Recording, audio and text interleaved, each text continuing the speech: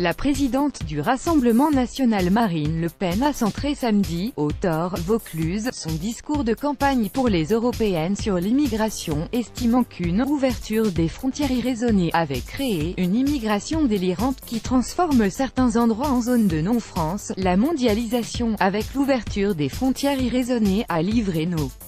rues, nos quartiers, nos villes, nos villages, à une immigration délirante qui transforme certains endroits en zone de non-de-France, a martelé Madame Le Pen lors d'un meeting organisé dans un gymnase, aux côtés de l'ex-ministre Thierry Mariani, ex-LR récemment rallié, et de la tête de liste Jordan Bardella.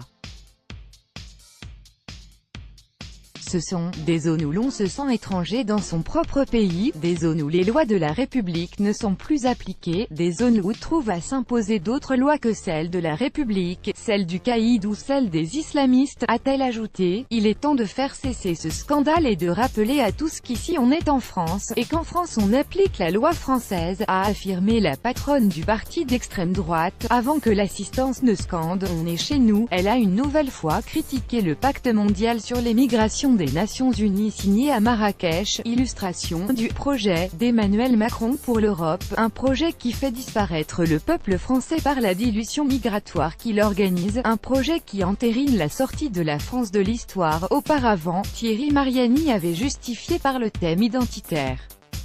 son ralliement à la liste RN. C'est vrai qu'on n'est pas d'accord sur les politiques économiques, mais un taux de CSG ça peut se changer en un décret, tandis que on ne change pas une population, un territoire, une culture en 24 heures. Quand c'est trop tard, et aujourd'hui il faut se rassembler. En ouverture du meeting, la jeune tête de liste Jordan Bardella, lui, tendu la main aux « gilets jaunes », à tous ces Français qui lancent des appels de détresse depuis un certain nombre de semaines sur les ronds-points, qui nous disaient nous leur répondons simplement vous d'abord, les 480 000 clandestins présents sur notre sol ne devraient pas vivre dans l'attente de leur régularisation, mais plutôt dans l'attente de leur expulsion, a-t-il tonné, car l'immigration a un coût pour la France, un coût financier et budgétaire, sécuritaire, culturel.